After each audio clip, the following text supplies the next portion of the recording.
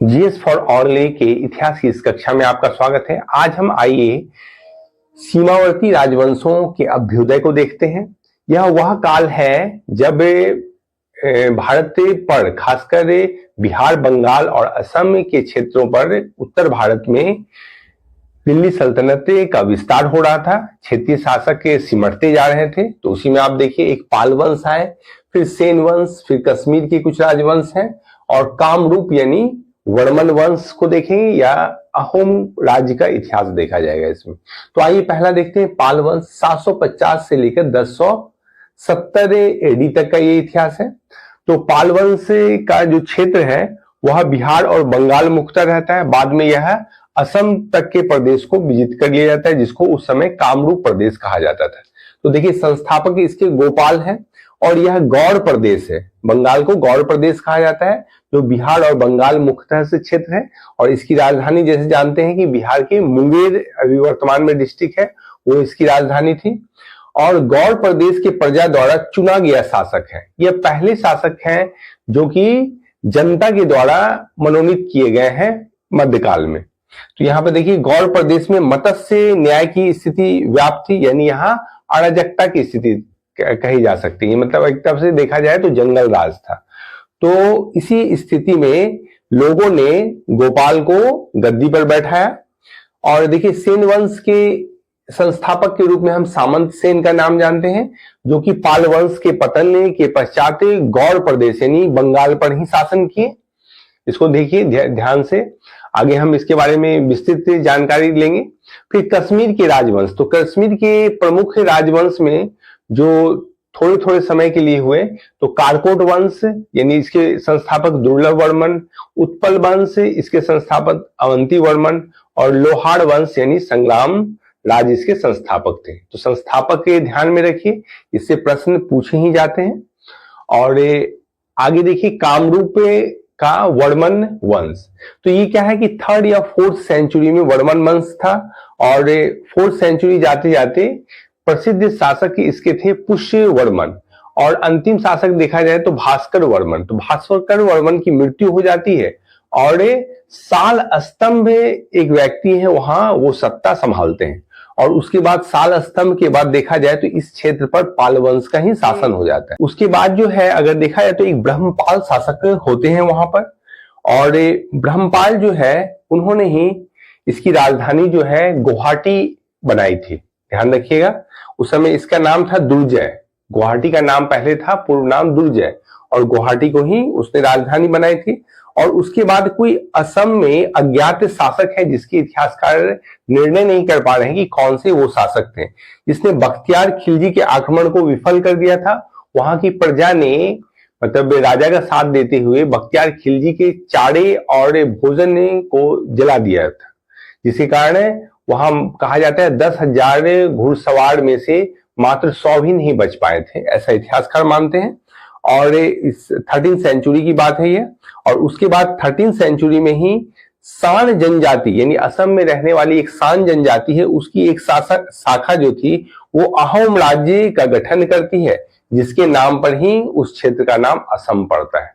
तो ये हमें एक संक्षिप्त जाने इसके विषय में कि कौन कौन से शासक वहां अपना योगदान दिए हैं। अब आइए एक एक करके हम सबको देखें। पहले हम पाल वंश को देखते हैं कि शासकों को देखा जाए। आप जानते हैं कि पाल वंश के संस्थापक गोपाल थे और यह बिहार के मुंगेर क्षेत्र में इनकी राजधानी थी। और यह 750 ईस्वी के करीब यह वंश स्थापित हुआ था। जैसा कि आप जाने कि गौड़ क्षेत्र में गोपाल को शासक बनाया गया था जनता के द्वारा। पाल वंश के शासक बौद्ध धर्मावलंबी थे, यानी बौद्ध धर्म को मानते थे। बौद्ध धर्म के अलावा अगर देखा जाए तो जैन धर्म या ब्राह्मण धर्म और संबंधित जो भी प्रचलित संप्रदाय थे, उसकी भी कला के विकास में इन्होंने योगदान दिया। और पाल काली ने जितने भी कला का विकास हुआ, उसको पाल कला के रूप में हम सम्मिलित रूप से पढ़ते हैं। तो ये ध्यान रखिएगा, पाल जो कला है वो पाल शासकों के संरक्षण में विकसित हुई थी इसी क्षेत्र में। अब आगे देखिए, यहाँ गोपाल जो शासक थे, उन्होंने ओदंतपुरी विश्वविद्यालय की स्थापना कराई। तो ओदंतपुरी आप जानते हैं कहाँ है, जिला नालंदा बिहार में स्थित है ओदंतपुरी। तो इससे यह गोपाल के द्वारा बनाया गया एक विद्यालय था जिसमें बौद्ध धर्म की पढ़ाई होती थी। तथ्य और जानिए कि ओदंतपुरी बौद्ध मठ का निर्माण देवपाल ने करवाया था, जबकि ओदंतपुरी विश्वविद्यालय का निर्माण गोपाल ने करवाया था, जो संस्थापक थे इसके। और एक और तथ्य देखिए, देवपाल ने ही जावा के शैलेंद्र वंशीय शासक के बालदेव पुत्र के अनुरोध पर नालंदा में एक बौद्ध विहार बनाने के लिए 5 ग्राम दान में दिए थे। मतलब कि राजस्व से नालंदा के महाविहार जिसका निर्माण करवाया गया था, किसके द्वारा? शैलेंद्र वंशीय शासक ने बलदेव पुत्र के द्वारा निर्माण करवाया गया था, और इसकी अनुमति किसने दी थी? देवपाल ने प्रदान की थी, ये ध्यान में रखिएगा। और एक गौड़ी रीति नामक साहित्यिक विद्या का विकास पाल शासकों के समय हुआ है। तो गौड़ी रीति हिंदी साहित्य में एक ऐसी विधि है जिसमें वीर रस या शत्रु में भय उत्पन्न करने के लिए साहित्य का सृजन किया जाता था। तो भय, इसमें क्या होता था? ज्यादा से ज्यादा क्लिष्ट शब्द का प्रयोग होता था और सामासिक पदों का प्रयोग होता था। देखिए, एक एग्जाम्पल के रूप में हम देख सकते हैं इसमें, भय क्रुद्ध युद्ध विरुद्ध रघुपति त्रोण सायक कसमसे। देखिए, कोदंड धुनि अति चंड सुनी मनुजात सब मारुत ग्रसे। इसका अर्थ ये हुआ कि रघुपति यानी श्री राम भय के समय यानी शत्रु दल पर भय दिखाने के लिए वो काफी क्रुद्ध हो गए, और युद्ध में उनके विरुद्ध यानी शत्रु दल के विरुद्ध उनकी जो वाण थी वह तर्कस से निकलने के लिए कसमसाने लगे। देखिए, त्रोण साय के कसमसे यानी कसमसाने लगे। कोदंड धुनि अति चंड सुनी, मतलब कोदंड मतलब होता है धनुष। आप जानते हैं आदित्य प्रथम ने चोल शासक कोदंड राम की उपाधि धारण की थी। कोदंड मतलब होता है धनुष। तो कोदंड धुनि अति चंड सुनी मतलब धनुष की जो प्रत्यंचना चढ़ी थी, तीर उस पर चढ़ा था, उसके आवाज से, देख रहे हैं, अति चंड सुनी, उसके आवाज से जो मनुजात थे, मतलब क्या, राक्षस थे, मनु को मारने वाले, मनुष्य को का भक्षण करने वाले जो राक्षस है, सब मारुत ग्रसे, मतलब सब में हवा घुस गई, मतलब वायु ग्रसित हो गए, वो मतलब वो काफी भयभीत हो गए। तो देखिए, ऐसे इसको याद करने की जरूरत नहीं, ये सिर्फ आपको बताया गया कि गौड़ी रीति क्या है। तो गौड़ी रीति हिंदी काव्य के यही अलंकारिक शब्दों का इस्तेमाल हुआ है। यहाँ देखिए, कोदंड धुनि अति चंड सुनी मनुजात, ये सब समासिक पद है। और देखिए, भय क्रुद्ध युद्ध विरुद्ध, ये सब जितना अलंकारिक शब्दों का इस्तेमाल हुआ है। तो ये गौड़ी रीति का साहित्य का विकास पाल शासकों के समय काफी चरम पर था। आइए पाल वंश के द्वितीय शासक धर्मपाल को देखा जाए। तो पाल वंश में कहा जाता है इन्हें प्रतापी शासक कहा जाता है। देखिए, पाल वंश का सबसे महान शासक है जिसने विक्रमशिला विश्वविद्यालय की स्थापना की। विक्रमशिला विश्वविद्यालय के ध्वंसावशेष आप बिहार के भागलपुर जिले में देख सकते हैं। और कन्नौज के लिए त्रिपक्षीय संघर्ष में पाल शासकों की ओर से पहली बार धर्मपाल ही शामिल हुए थे, ध्यान में रखिएगा इसको। पुष्यभूति वंश के शासक हर्षवर्धन की जो राजधानी कन्नौज थी, जो कि यूपी में स्थित है, और उसके लिए त्रिपक्षीय संघर्ष होता है। कहने का मतलब है कि भारत में उस समय यह स्थिति थी कि जिसके पास से कन्नौज का क्षेत्र वह शक्तिशाली शासक माना जाएगा। तो दक्षिण से राष्ट्रकूट शासक है, और गुर्जर प्रतिहार जो है गुजरात के क्षेत्र से, और पाल शासक बिहार बंगाल के क्षेत्र से। सभी यूपी के इस कन्नौज वाले क्षेत्र पर अधिकार जमाने की चेष्टा करते हैं और अपने प्रतिनिधि को वहां बैठाते हैं। तो इसी में देखिए, इसी में गुर्जर प्रतिहार, राष्ट्रकूट एवं पाल के बीच कन्नौज को लेकर त्रिपक्षीय संघर्ष होता है, जो कि अगले 100 वर्षों तक चलता रहा था। तो पाल वंश की ओर से त्रिपक्षीय संघर्ष में जो भाग लिए वो धर्मपाल थे, ध्यान रखिएगा। अब आइए यहाँ गुजराती कवि सोठल है एक, जिसने धर्मपाल को उत्तरापथ स्वामी की उपाधि प्रदान की थी। और सोमपुर महाविहार का निर्माण धर्मपाल ने करवाया था। और सोमपुर यह वर्तमान में देखा जाए तो बांग्लादेश में स्थित है। बांग्लादेश का नवगांव जिले में सोमपुर है। या उस समय के बौद्ध विहार या विश्वविद्यालय को देखें तो एक बार इसको देख लीजिए, इससे प्रश्न पूछे जाते हैं। जैसे ओदंतपुरी विश्वविद्यालय या महाविहार की स्थापना गोपाल के द्वारा कराई गई थी, ये ध्यान में रखिएगा, जो कि नालंदा डिस्ट्रिक्ट में यानी बिहार राज्य के नालंदा जिला के बिहार शरीफ में स्थित है, ध्यान रखिए इसको। उदंतपुरी बौद्ध मठ जो है देवपाल के द्वारा बनवाई गई थी, यह भी बिहार शरीफ में ही है। और विक्रमशिला महाविहार जो है धर्मपाल के द्वारा बनाई गई थी, यह वर्तमान में बिहार के भागलपुर जिले में स्थित है। और सोमापुर विश्वविद्यालय की स्थापना धर्मपाल के द्वारा करवाई गई थी, और जो कि नवगांव जिला बांग्लादेश में। तो ये भारत के बाहर है, बाकी सब भारत में अवस्थित है। आज हम आइए सीमावर्ती राज्यों को आगे बढ़ाएं, जिसमें पिछली कक्षा में आपने पाल वंश को पढ़ा था। तो आज आइए सेन वंश देखा जाए। तो पाल वंश के पतन के बाद गौड़ क्षेत्र, खासकर बिहार और बंगाल क्षेत्र पर सेन वंश का शासन हुआ। तो सेन में हम प्रमुख शासकों को जाने। तो आइए देखिए, सेन वंश, पाल वंश के पतन के बाद सेन वंश गौड़ की गद्दी पर बैठा। गौड़ का क्षेत्र जान ही गए, बंगाल है। आप इससे पहले पुष्यभूति वंश को देखे थे। तो पुष्यभूति वंश में एक बंगाल के शासक शशंक से परिचित हुए थे, जिसने बोधि वृक्ष को कटवा दिया था। तो ध्यान रखिएगा, वही गौड़ प्रदेश का शासक है। तो गौड़ बंगाल को कहा जाता है। तो इसके संस्थापक जो है सामंत सेन माने जाते हैं। इन्होंने राढ़ में इसकी स्थापना की थी। बाद में देखिए राजधानी नदिया जिला पश्चिम बंगाल हो गया, जिसको लखनौती के नाम से भी जाना जाता है। तो उस समय समकालीन भारत में इसको लखनौती पुकारा जाता था, ध्यान रखिएगा। और प्रमुख शासक के रूप में हम 3 शासक का नाम जानते हैं, विजय सिंह सेन, बल्लाल सेन और लक्ष्मण सेन। तो बल्लाल सेन प्रथम स्वतंत्र शासक हुए, इसलिए हम कह सकते हैं इनको वास्तविक संस्थापक। और यह शैव धर्म के अनुयायी थे, मतलब ये शैव धर्मावलंबी थे, ध्यान रखिएगा। और इस वंश का सबसे शक्तिशाली शासक बल्लाल सेन हुआ। इसने मिथिला एवं मगध पर अधिकार कर लिया था, यानी बिहार के प्रदेश को यह लगभग जीत ही गया था। और यह विद्वान व्यक्ति था। इसने दान सागर एवं अद्भुत सागर नामक ग्रंथ की रचना की। तो दान सागर और अद्भुत सागर बल्लाल सेन के द्वारा लिखा गया है, जिसमें आप एक ही ग्रंथ दिए चलिए अद्भुत सागर को। तो अद्भुत सागर इसके पुत्र लक्ष्मण सेन द्वारा पूरा किया गया है, यह पूरा नहीं कर पाया था। और एक और टर्म जान लीजिए इससे संबंधित बल्लाल सेन में। और इसने ही उस समय के भारत में कुलीनवाद को बढ़ावा दिया था।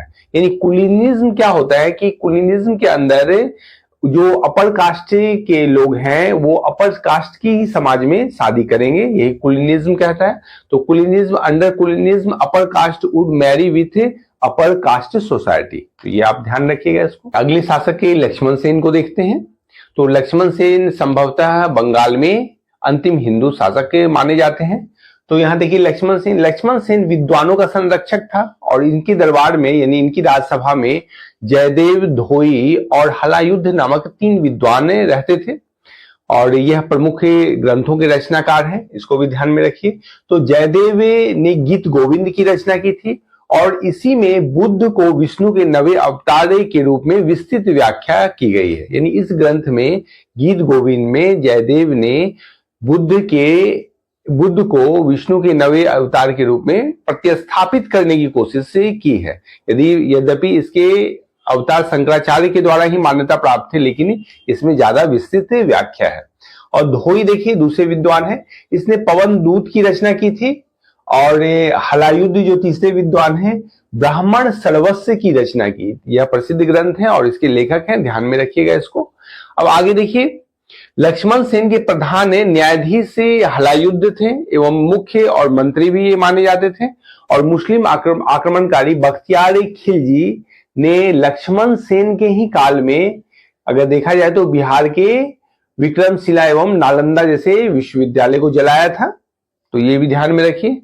देखिए यहाँ मुस्लिम आक्रमणकारी बख्तियार खिलजी ने लक्ष्मण सेन के शासनकाल में ही बिहार के नालंदा एवं विक्रमशिला विश्वविद्यालय को नष्ट किया था और इस क्षेत्र पर आक्रमण किया था, ध्यान में रखिए। और स्थापत्य के रूप में सेन वंश के जो वास्तविक संस्थापक हैं विजय सेन, उन्होंने एक देवपाड़ा में प्रद्युम्नेश्वर मंदिर का निर्माण करवाया।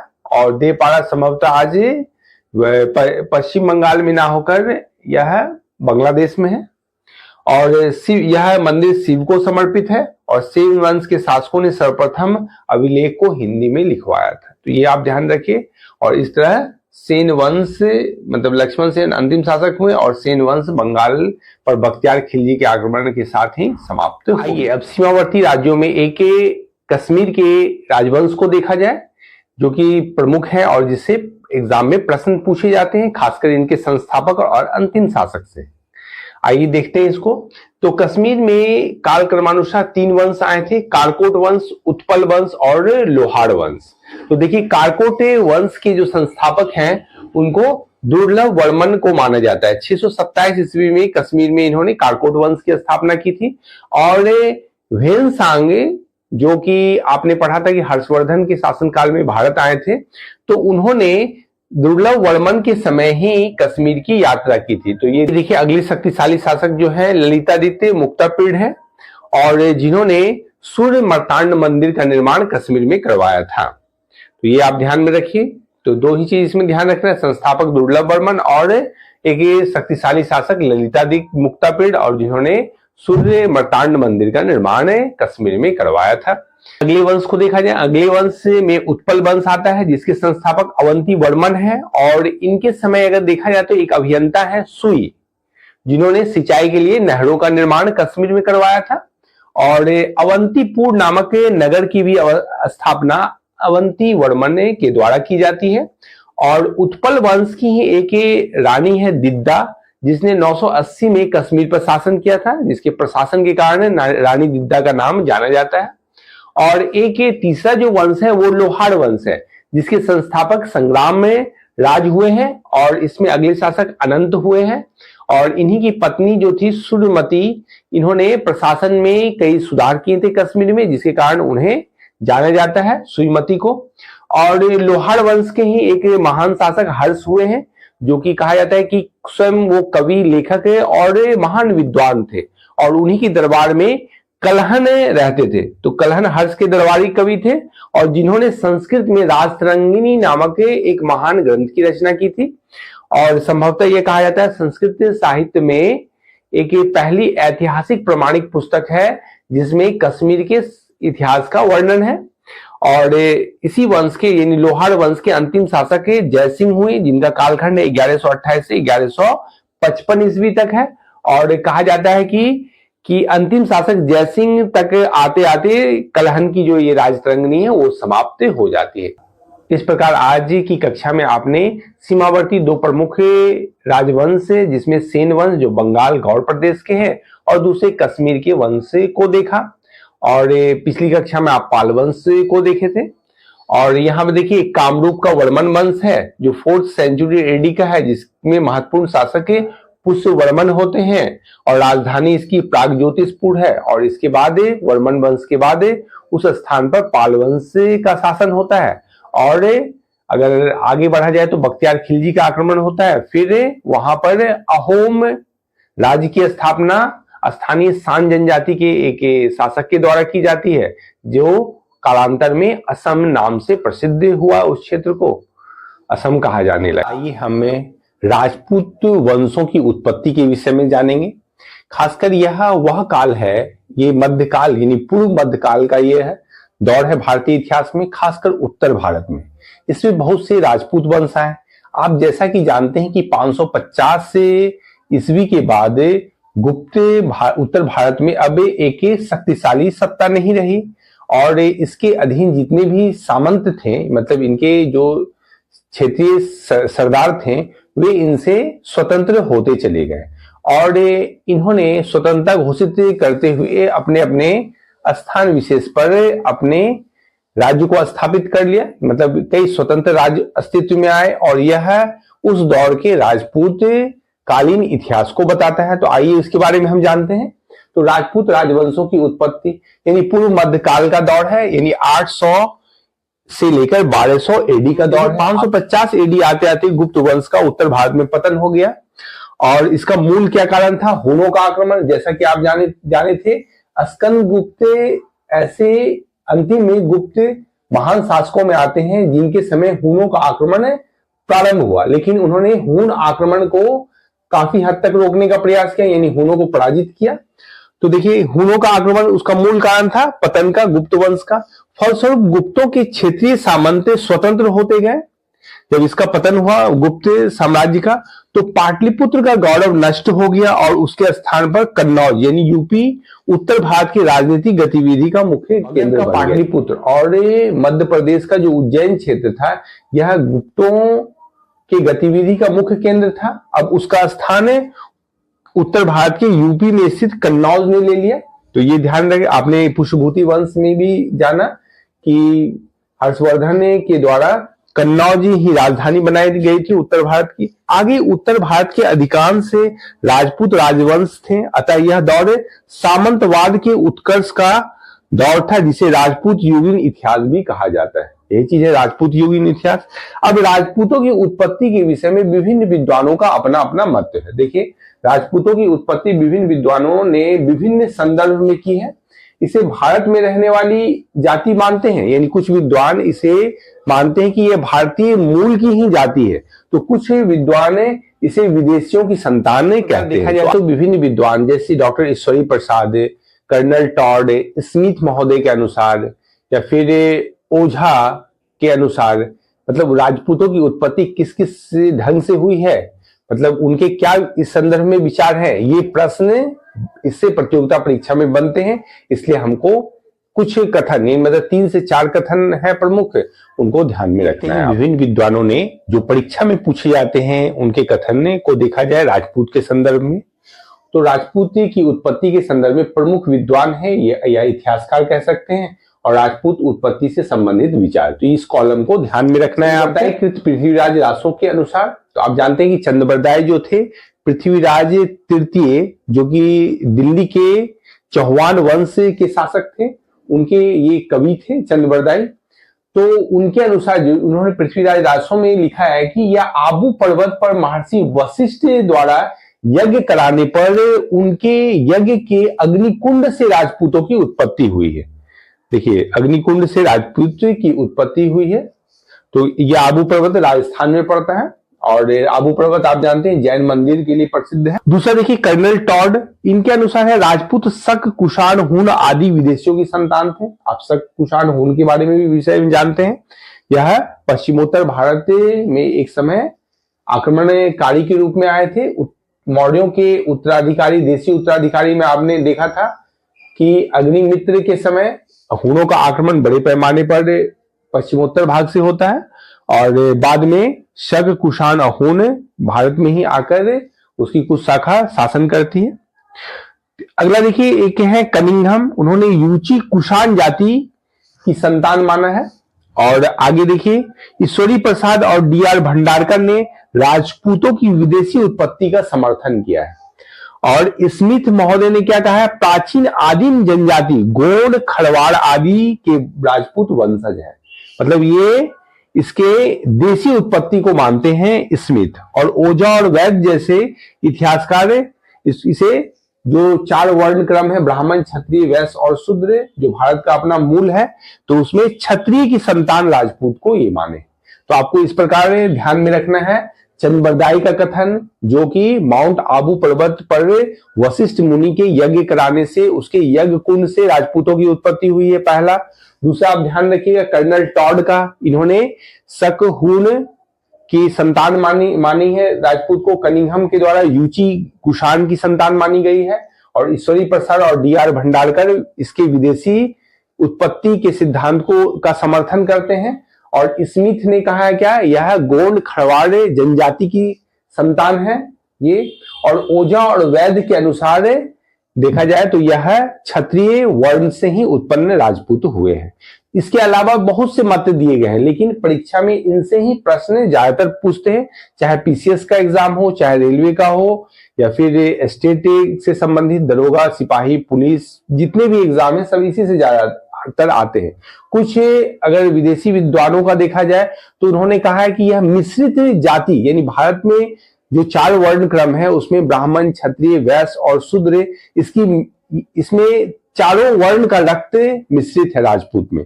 तो इसमें आगे हमको नहीं जानना है, यही 4 या 5 जो आप इतिहासकार हैं उन्हीं से जानिए और प्रश्न हल हो जाएगा। अब आइए राजपूत वंश के शासकों को देखा जाए तो कुल अभी हमको इतिहास में पढ़ना है, कुल 8 राजवंश के बारे में पढ़ेंगे, जो कि विभिन्न भिन्न क्षेत्रों पर उत्तर भारत में यह शासन कर रहे हैं। जिसमें पहला देखिए गुर्जर प्रतिहार, दूसरा गढ़वाल यानी ये राठौर राजवंश है, तीसरा चाहमान या चौहान राजवंश, चौथा परमार राजवंश, पांचवा चलनेल राजवंश, छठा सोलंकी या गुजरात के चालुक्य कहेंगे, और सातवां कलचुरी चेदी राजवंश, और आठवां सिसोदिया राजवंश। तो हम इसके संस्थापक और वह किस क्षेत्र में अवस्थित है इसको जानेंगे, तो उसके प्रमुख अंतिम शासक को भी जानेंगे। तो ये देखते हैं एक एक करके। तो पहला है गुर्जर प्रतिहार राजवंश, जिसमें आपने त्रिपक्षीय संघर्ष जो राजपूत पाल एवं गुर्जर प्रतिहार के साथ हुआ था, उसमें गुर्जर प्रतिहार के शासक को देखा था आपने। तो देखिए, मालवा के नागभट्ट प्रथम के द्वारा इसकी स्थापना की गई, और इसका क्षेत्र है क्या, पश्चिमी भारत यानी गुजरात से लेकर ग्वालियर तक का क्षेत्र इसके अंतर्गत आया था। और यह छिटपुट देखा जाए तो कन्नौज पर कभी अधिकार कर लेते हैं, तो ऐसे उत्तर भारत के बहुत से क्षेत्र को जीतते और फिर उस क्षेत्र को हार भी जाते थे। तो इसके संस्थापक का नाम आप ध्यान रखिए, नागभट्ट प्रथम, और अंतिम शासक यशपाल था। इतना ध्यान रखना है आपको। और दूसरा देखिए, गढ़वाल राठौर राजवंश, जिसके संस्थापक जो है चंद्रदेव है, और यह वाराणसी क्षेत्र में है, यूपी में वाराणसी है। और अंतिम शासक इसके जयचंद है। और आप ध्यान रखिएगा, 1192 में जो तराइन का युद्ध हुआ था मोहम्मद गोरी और पृथ्वीराज चौहान तृतीय के बीच, उसमें इसी गढ़वाल राजवंश के शासक जयचंद, अंतिम शासक जयचंद ने मोहम्मद गोरी का साथ दिया था, जिसको बाद में देखा जाए तो चंदावर के युद्ध में, यानी 1194 में जो चंदावर का युद्ध होता है, मोहम्मद गोरी ने बुरी तरीके से जयचंद को पराजित किया था और उसकी सत्ता को अपने में हस्तगत कर लिया था। तो ये तीसरा देखिए, चाहमान या चौहान राजवंश, इसके संस्थापक वासुदेव माने जाते हैं, और यह अधिछत्र या यही छत्र पहले राजधानी इसकी थी, और उसके बाद इसको अजमेर यानी राजस्थान के अजमेर में स्थानांतरित कर दिया गया। शासक पृथ्वीराज तृतीय थे। यही अगर देखा जाए तो 1191 में जो मोहम्मद गोरी और पृथ्वीराज चौहान तृतीय के मध्य प्रसिद्ध तराइन का युद्ध हुआ था, प्रथम तराइन का युद्ध, उसमें मोहम्मद गोरी को बुरी तरीके से इन्होंने पराजित किया था। और लेकिन यही तराइन के द्वितीय युद्ध 1192 में जो हुआ था, उसमें मोहम्मद गोरी ने पृथ्वीराज तृतीय को पराजित किया और दिल्ली पर कब्जा कर लिया। और देखिए आगे देखा जाए तो परमार राजवंश, इसके संस्थापक हैं उपेंद्र राज, और इसकी राजधानी धारा नगरी यानी उज्जैन को कहा जाता है धारा नगरी। तो ये आपको ध्यान में रखना है। और परमार राजवंश के ही स्थान पर तोमर वंश की स्थापना हुई थी, जिसके शासक एक अनंगपाल थे, जिन्होंने दिल्ली की स्थापना की। दिल्ली आप देख रहे हैं जिस शहर को, तो अनंगपाल ने जब दिल्ली की स्थापना की थी तो उस समय इसको ढिल्लिका कहा जाता था, दिल्ली का। तो दिल्ली देखा जाए तो कई बार मतलब उजड़ के बसी है दिल्ली। तो इसमें एक अगर दिल्ली के संस्थापक का नाम पूछे तो वो अनंगपाल होंगे, जो कि तोमर वंशी शासक है।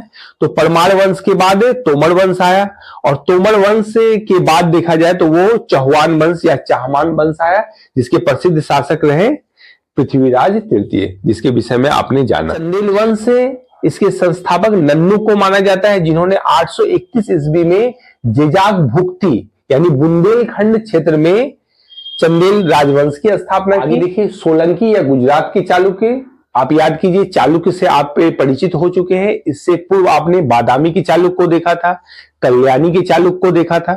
तो अब ये गुजरात के क्षेत्र के चालुक्य, वो दक्षिण भारत से संबंधित है, ये दक्कन प्रदेश के चालुक्य थे, और यह गुजरात के चालुक्य है, और यह मध्यकाल का दौर है। और देखिए इसमें मूलराज प्रथम इसके संस्थापक है, और अनहिलवाड़ा यानी गुजरात में इन्होंने इसकी राजधानी स्थापित की थी, जिसको अनहिलवाड़ा कहते हैं। तो अनहिलवाड़ा के भी चालुक्य कहलाते हैं, या सोलंकी वंश भी कहलाता है।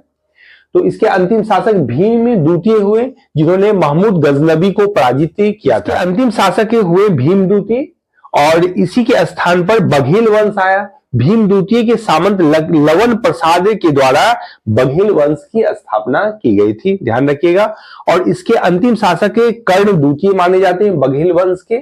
और अलाउद्दीन खिलजी ने जब गुजरात पर आक्रमण किया था, तो यही अंतिम शासक जो कर्ण द्वितीय हैं उनसे उसका सामना हुआ था, और इसने अपनी सत्ता यहां गंवा दी थी अलाउद्दीन खिलजी के आक्रमण के बाद। तो आइए देखते हैं फिर सातवां देखा जाए तो कलचुरी चेदी राजवंश, इसके संस्थापक कोकतल थे और राजधानी इसकी थी त्रिपुरी, यानी ये एमपी छत्तीसगढ़ का क्षेत्र है। और अगला देखा जाए सिसोदिया राजवंश, इसके संस्थापक राणा हम्मीर को माना जाता है और यह राजवंश अपनी शौर्य और वीरता के लिए प्रसिद्ध है और इसमें काफी सारे राजपूत शासक हुए। जिसका क्षेत्र था मेवाड़ का क्षेत्र था और जिसकी राजधानी चित्तौड़ थी, यानी चित्तौड़गढ़। राणा प्रताप, राणा सांगा, राणा कुंभा आदि जो नाम है इन्हीं से जुड़ा हुआ है सिसोदिया वंश से। तो इस प्रकार आपने राजपूत वंश से परिचय प्राप्त किया और भारत के किन किन क्षेत्रों पर इनका शासन था और इनके संस्थापक कौन थे और कुछ के अंतिम शासक कौन है, इसको आप ध्यान रखिए। इसी से अधिकतर इससे आने वाले प्रश्न हल हो जाएंगे। अब आइए एक एक करके हम देखते हैं। पहले गुर्जर प्रतिहार शासक प्रतिहार वंश को देखा जाए तो जैसा कि आप इसके संस्थापक को जानते हैं, मालवा के शासक नागभट्ट प्रथम के द्वारा इसे स्थापित किया गया था। तो यह अगर देखा जाए इसका मूल क्षेत्र तो यह एमपी का क्षेत्र है, लेकिन विस्तार गुजरात तक हुई थी इसकी। और कन्नौज के यानी यूपी का भी क्षेत्र है, मतलब यूपी और एमपी मूल क्षेत्र और विस्तार गुजरात तक देखा जा सकता है इसको। तो ये देखिए संस्थापक नागभट्ट प्रथम को माना जाता है जो कि वास्तविक संस्थापक के रूप में है और यह मालवा के शासक थे। और संस्थापक यदि हरिचंद आए तो सबसे पहले हरिचंद ने ही गुर्जर प्रतिहार वंश की स्थापना की थी, लेकिन वास्तविक संस्थापक नागभट्ट प्रथम थे। और राजधानी तो उज्जैन में नागभट्ट प्रथम के द्वारा राजधानी स्थापित की गई थी और आगे जो राजधानी है कन्नौज यानी मिहिर भोज के द्वारा इसको स्थापित किया गया कन्नौज में। तो यहाँ पे देखिए नागभट्ट द्वितीय को राष्ट्रकूट शासक गोविंद तृतीय ने हराया। ये डायरेक्ट क्वेश्चन आता है इसलिए एकदम ध्यान रखिएगा कि त्रिपक्षीय संघर्ष में राष्ट्रकूट, गुर्जर प्रतिहार और बंगाल के पाल शासक यानी बिहार बंगाल क्षेत्र के पाल शासक भाग लिए थे। इसमें कौन कौन शामिल है उसको आपको देखना है। इस वंश का सर्वाधिक शक्तिशाली शासक मिहिर भोज था। विष्णु के सम्मान में उसने आदिवाड़ा की उपाधि धारण की, मतलब ये वैष्णव धर्म को मानने वाला था मिहिर भोज और इसने आदिवाड़ा की उपाधि धारण की और ग्वालियर में आदिवाड़ा का मंदिर भी इसने स्थापित किया था, ध्यान रखिएगा। इसने अपनी राजधानी कन्नौज बनाई थी, आपने देखा ही। देखिए राजशेखर प्रतिहार शासक महेंद्र पाल के दरबार में रहते थे और राजशेखर एक प्रसिद्ध विद्वान थे और जिनकी रचना मूल रूप से पूछी जाती है। देखिए कौन कौन है इनकी रचना राजशेखर के थे। बाल रामायण, बाल भारती, काव्य मीमांसा और कर्पूर मंजरी है। इस वंश के अंतिम शासक यशपाल माने जाते हैं और जिसे राठौर राजवंश ने हराकर इसी स्थान पर राठौर राजवंश की स्थापना की थी। इस प्रकार आप गुर्जर प्रतिहार शासकों को देखें, फिर आगे राठौर वंश के शासक को देखा जाएगा और अन्य राजपूत शासक से परिचित हो गए। आज के लिए इतना ही, फिर हम कल मिलते हैं। जीएस फॉर ऑल के इतिहास की इस कक्षा में स्वागत है। हम लोग राजपूत वंशों के उदय को देख रहे हैं। इससे पूर्व की कक्षा में आपने राजपूतों की उत्पत्ति संबंधी विभिन्न विचार को देखा और गुर्जर प्रतिहार राजपूत वंशों की उत्पत्ति से संबंधित संक्षिप्त परिचय प्राप्त किया। आज की कक्षा में आगे हम बढ़ते हुए अगले राजपूत वंशों को देखते हैं, जिसमें देखिए गढ़वाल या राठौर राजवंश, इसके संस्थापक चंद्रदेव को माना जाता है। यद्यपि गढ़वाल जो थे इन्होंने गुर्जर प्रतिहार शासकों को हराकर उसके क्षेत्र पर भी अधिकार किया था और इनका यदि मूल स्थान देखा जाए तो विंध्य का क्षेत्र था और इनकी प्रारंभिक राजधानी कन्नौज थी, लेकिन बाद में इन्होंने वाराणसी को राजधानी बनाया। देखिए इसके संस्थापक चंद्रदेव थे और इनकी एक रानी थी कुमार देवी, जिन्होंने सारनाथ में, मतलब वाराणसी से कुछ किलोमीटर की दूरी पर सारनाथ स्थित है, वहां धर्म चक्र जिन विहार का निर्माण करवाया था। आप जानते हैं कि धर्म चक्र परिवर्तन होने के बाद बुद्ध सबसे पहले वहीं पहला उपदेश दिए थे सारनाथ में और उसी स्थान पर रानी ने विहार का निर्माण करवाया। विहार जानते हैं बौद्ध भिक्षुओं के रहने का स्थान होता है विहार।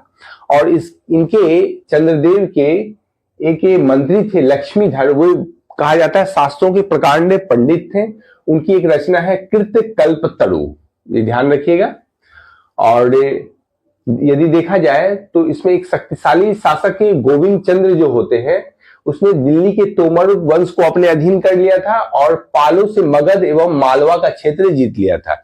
मतलब अगर देखा जाए तो ये पश्चिमी बिहार से लेकर पश्चिमी यूपी तक अपने राज्य का विस्तार कर दिए थे। पृथ्वीराज तृतीय जो चौहान वंश के थे ने स्वयंवर से जयचंद की पुत्री संयोगिता का अपहरण कर लिया था। जानते हैं कि जयचंद भी इस वंश का शक्तिशाली शासक था, जिसने देवगिरी के यादव और चालुक्य या सोलंकी जो गुजरात के थे एवं तुर्कों को कई बार हराया था इसने। और इस वंश का अंतिम शासक जयचंद ही हुआ, जो गोरी का सामना करते हुए देखा जाए मोहम्मद गोरी ने 1194 में चंदावड़ के युद्ध में पराजित कर उसकी हत्या कर दी थी। यद्यपि देखा जाए तो तराइन के प्रथम और द्वितीय युद्ध में गोरी का साथ जयचंद ने भी दिया था, मतलब राजपूतों में आपसी फूट का लाभ गोरी ने उठाया था। तो इस प्रकार आप गढ़वाल या राठौर वंश से परिचित हुए, इससे संबंधित जो प्रश्न आते हैं आप हल कर ले जाइएगा। आइए अगले राजपूत वंश को देखा जाए, जिसमें चाहमान या चौहान वंश है। और जैसा कि जानते हैं कि आप गुर्जर प्रतिहारों का जो क्षेत्र था उसकी राजधानी क्या थी, कन्नौज थी। और ये कन्नौज के प्रतिहारों के ये चाहमान सामंत थे, तो ये ध्यान रखना है आपको।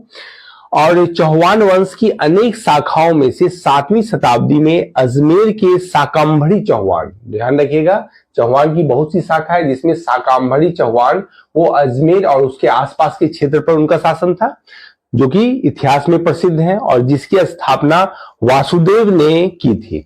और यह प्रारंभिक राजधानी अहिच्छत्र थी। यह अजमेर के पास का ही इलाका है, जिसको शाकंभरी का क्षेत्र या फिर अहिच्छत्र का क्षेत्र कहते हैं। के शासक अजय राज द्वितीय ने अजमेर नगर की स्थापना की और उसे चौहान की राजधानी बनाया। तो अजमेर की स्थापना अजय राज द्वितीय के द्वारा की गई है, जो कि चौहान वंश के थे। और सर्वाधिक शक्तिशाली शासक अर्णोराज का पुत्र विग्रह राज चतुर्थ था, जिसका नाम विशल देव भी आता है, जो कि विशल देव के नाम से प्रसिद्ध हुआ। और इसका कालखंड देखिए 1153 से लेकर 1163 ईस्वी तक है। इसने शासन किया था अजमेर पर। हरिकेली थी, जो कि एक संस्कृत नाटक है। और सोमदेव विग्रह राज चतुर्थ के राजकवि थे और इन्होंने ललित विग्रह राज नामक नाटक लिखा था। आप कुतुबुद्दीन ऐबक के विषय में पढ़िएगा दिल्ली सल्तनत में, जिसने देखा जाए तो गुलाम वंश की स्थापना की थी।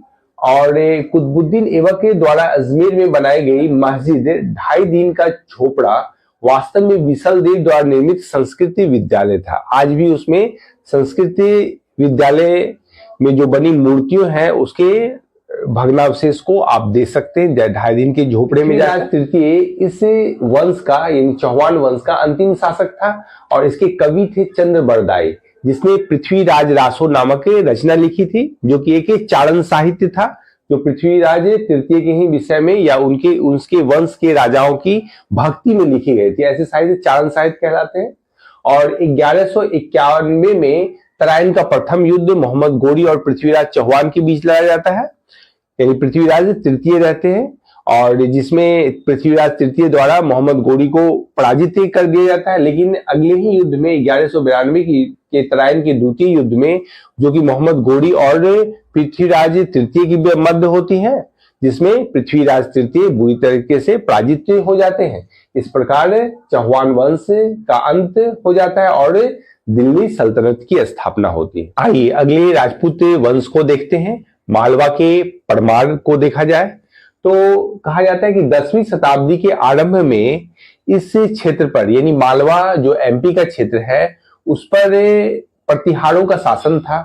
लेकिन उसको प्रतिस्थापित कर परमाणु ने अपनी शक्ति उस क्षेत्र पर बढ़ाई। तो यहाँ देखिए 10वीं शताब्दी के आरंभ में मालवा में प्रतिहारों का आधिपत्य समाप्त हो गया और वहां पर परमार शक्ति का उदय हुआ और इसके संस्थापक माने जाते हैं उपेंद्र राज। लेकिन स्वतंत्र शासक के रूप में सिया के या श्री हर्ष का नाम आता है, जिनकी एक प्रसिद्ध रचना है नैषधीय चरित, जिसके अंतर्गत परमार राजवंश को जाना जा सकता है। और इसकी राजधानी उज्जैन प्रारंभ में थी, बाद में भोज के द्वारा धारा नगरी कर दी गई, उसी के समीप स्थित है। और देखिए मालवा में परमाणु के उत्कर्ष वाक्यपति मुंज के समय में शुरू हुआ। कहा जाता है कि वाक्यपति मुंज ने परमाणुओं की शक्ति का विस्तार किया था। जैन आचार्य थे मेरुतुंग, जिनकी रचना है प्रबंध चिंतामणि, और इस रचना में परिवार वंश के इतिहास की जानकारी मिलती है। और फिर आप आगे देखिए, मुंजी के दरबार में पद्मगुप्त, धनंजय, धनिक एवं हलायुद्ध और अमित गति जैसे विद्वान रहते थे। ध्यान में रखिएगा इनको। इसमें पद्मगुप्त की एक रचना है नव साहसांक चरित्र, ये पूछा जाता है एग्जाम में। और धनंजय की रचना है 10 रूपक, तो इसको ध्यान में रखिए। परमार वंशीय महत्वपूर्ण शासक राजा भोज को देखते हैं, जो कि उस समय के सर्वाधिक विद्वान और शक्तिशाली शासकों में से एक थे। आइए राजा भोज को देखें। परमार वंश के सर्वाधिक शक्तिशाली शासक राजा भोज थे। भोज ने भोपाल के दक्षिण में एक भोजपुर नामक नगर की स्थापना की थी एवं में भोजसर नामक तालाब का निर्माण करवाया था। कहा जाता है कि भोजसर कई जगह झील भी देता है, तो इसको भी ध्यान में रखिए। राजा भोज एक विद्वान व्यक्ति थे, कविराज की उपाधि से विभूषित शासक थे। इनकी उपाधि क्या थी? कविराज। देखिए, भोज ने राजधानी धारा नगरी स्थानांतरित करवाई एवं में धारा नगरी विद्या एवं विद्वानों का प्रमुख केंद्र था। राजधानी में सरस्वती मंदिर का निर्माण करवाया और संभवतः सरस्वती मंदिर के परिसर में ही एक संस्कृत विद्यालय भी खोला गया था, इसको ध्यान में रखिए। भोज ने चित्तौड़ में त्रिभुवन नारायण मंदिर का निर्माण कराया, यही चित्तौड़ राजस्थान में त्रिभुवन नारायण मंदिर का निर्माण करवाया। राजा भोज ने चिकित्सा, गणित एवं व्याकरण पर अनेक ग्रंथ लिखे, और जिसमें देखिए एक ग्रंथ है युक्ति कल्पतरु, इसका नाम याद रखिएगा। युक्ति कल्पतरु नामक ग्रंथ में वास्तुशास्त्र के साथ साथ विभिन्न वैज्ञानिक यंत्र एवं उसके उपयोग की भी जानकारी है। क्या नाम है पुस्तक का? युक्ति कल्पतरु, जो कि वास्तुशास्त्र के साथ साथ विभिन्न प्रकार के यंत्रों के उपयोग की जानकारी भी वह देता है। अब देखिए, धारा कहा जाता है कि गुजरात के चालुक्य नरेश भीम प्रथम और कलचुरी नरेश लक्ष्मीकर्ण ने एक संघ बनाकर धारा नगरी पर आक्रमण कर दिया था और धारा नगरी को काफी लूटा। इसी युद्ध में कहा जाता है कि राजा भोज की मृत्यु हो गई। राजा भोज विद्वानों के संरक्षक एवं में आश्रयदाता थे। उनकी मृत्यु पर एक कहावत काफी प्रचलित हुई, अद्य धारा निराधारा निरालंबा सरस्वती, अर्थात विद्या और विद्वान दोनों अब निराश्रित हो गए। इनकी मृत्यु के उपरांत विद्वानों का यह कथन। चंदेल वंश को देखा जाए, प्रतिहारों के सामंत थे और यह बुंदेलखंड क्षेत्र पर प्रतिहारों के साथ मिलकर काम करते थे। बाद में प्रतिहारों के पतन के बाद चंदेलों ने बुंदेलखंड के इस क्षेत्र पर शासन किया। तो आइए देखते हैं। चंदेल प्रतिहारों के सामंत थे और प्रतिहारों के पतन के बाद बुंदेलखंड क्षेत्र पर चंदेलों ने शासन किया और इसकी स्थापना 831 में नन्नुक के द्वारा की गई। लेकिन कहा जाता है कि नन्नुक एक स्वतंत्र शासक नहीं था। इस वंश का संस्थापक नन्नुक था। इसके पौत्र जयसिंह या जेजा के नाम पर इस क्षेत्र यानी बुंदेलखंड का नाम जेजाक भुक्ति पड़ा। जेजाक भुक्ति जो है बुंदेलखंड का प्राचीन नाम है, ये भी ध्यान में रखिए। और इसकी राजधानी है, एक पहली राजधानी थी कालिंजर, महोबा के पास है, ये भी एमपी में है। और दूसरी राजधानी खजुराहो, राजा धंग द्वारा इसको स्थानांतरित किया गया था। इस वंश का प्रतापी शासक यशोवर्मन था। इसने चेदी, मालवा एवं महाकौशल पर आक्रमण कर उसे अपने साम्राज्य में मिला लिया। ये मतलब ये कहा जा सकता है कि यशोवर्मन ने अपने साम्राज्य का विस्तार यूपी के क्षेत्र में, ओडिशा के क्षेत्र में एवं में देखा जाए तो प्रमुख जो मालवा एमपी का क्षेत्र था उसमें ये अपना राज्य का विस्तार किया। यशोवर्मन ने कन्नौज पर आक्रमण कर प्रतिहार शासक देवपाल को हराकर वहां की विष्णु प्रतिमा को ले आया एवं एक खजुराहो में एक विष्णु मंदिर का निर्माण कर उसे प्रतिस्थापित वहां कर दिया।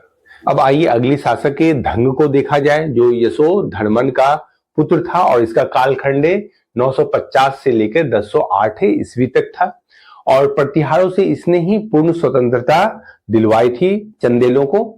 और इसी ने कलिंजर को राजधानी बनाई और ग्वालियर विजय इसकी महत्वपूर्ण उपलब्धि है। तो ये ध्यान रखना है, ग्वालियर विजय करके यह पूरे भारतवर्ष में प्रसिद्ध हो गया यह शासक। और ये धंग ने जिन्नाथ, विश्वनाथ एवं वैद्यनाथ मंदिर का निर्माण करवाया और ये तीनों शैव मंदिर है।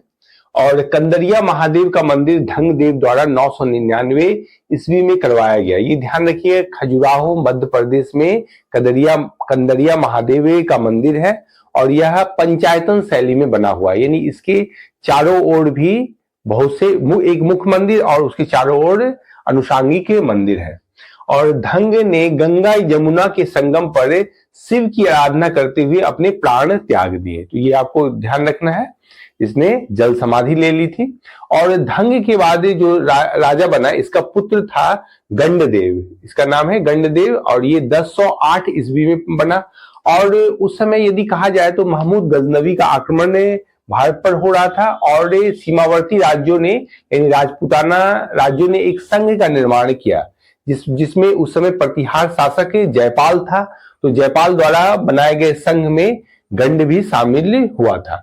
तो अगले शासक का हम देखा जाए, नाम विद्याधर है, और विद्याधर के समय चंदेल राज्य काफी हद तक विस्तारित हुआ।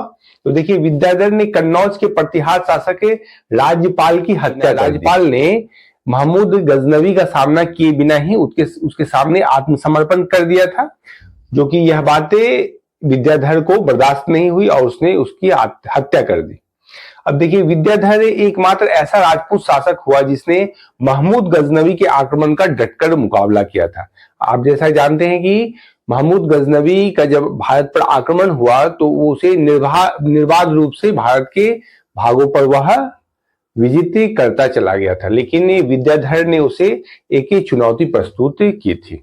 चंदेल शासक के ढंग देव को देखा और उसके बाद उसके पुत्र गंडदेव का शासन होता है, और जिसने प्रतिहार शासक जयपाल के द्वारा एक बनाए गए संघ जो कि महमूद गजनवी के आक्रमण के विरुद्ध राजपूतों के द्वारा एक बनाया गया संघ था, उसमें गंड शामिल होते हैं। और उसके बाद आपने शासक विद्याधर को देखा। विद्याधर ने प्रतिहार शासक के राज्यपाल की हत्या कर दी, क्योंकि उसने महमूद गजनवी के सामने बिना सामना किए हुए ही आत्मसमर्पण कर दिया था। और उसके बाद इसमें कुछ शासक होते हैं, लेकिन अंतिम अगर शक्तिशाली शासक देखा जाए तो परमर्दी देव या परमल को माना जाता है।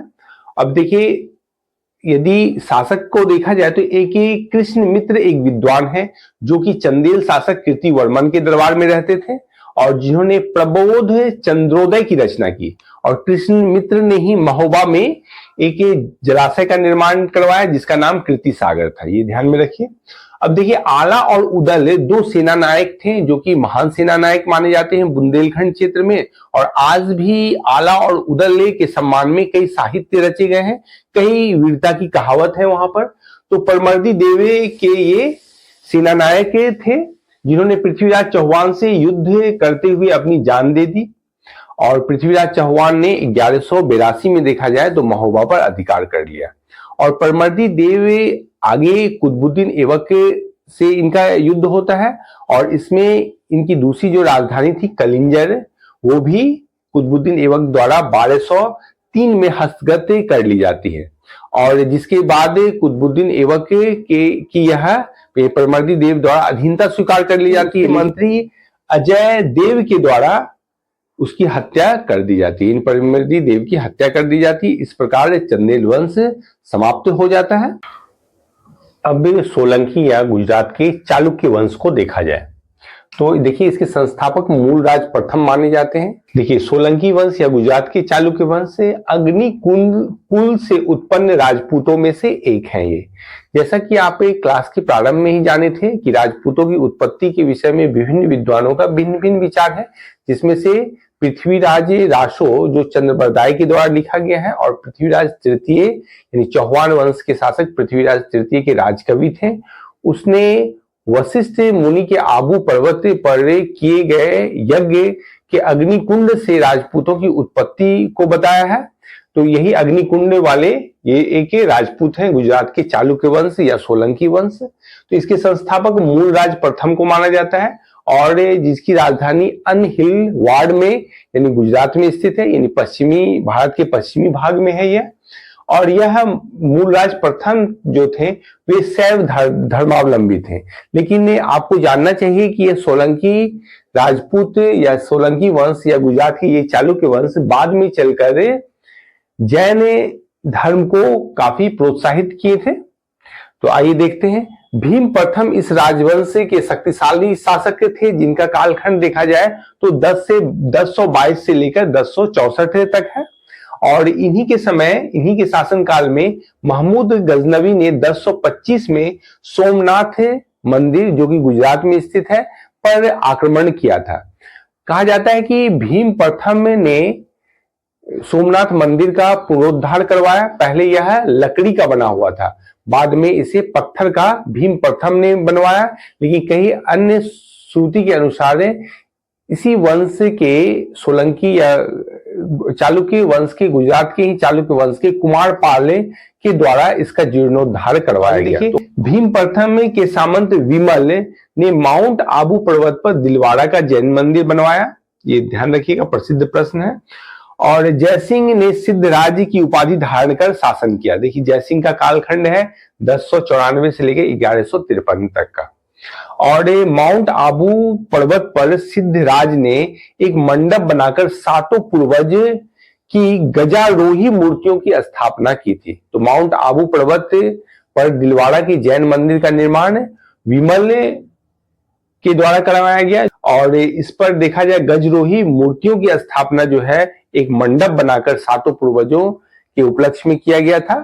तो ये किसके द्वारा किया गया था? जयसिंह सिद्धराज के द्वारा किया गया था। तो ये ध्यान में रखना है। और जयसिंह सिद्धराज के दरबार में प्रसिद्ध जैन आचार्य हेमचंद रहते थे।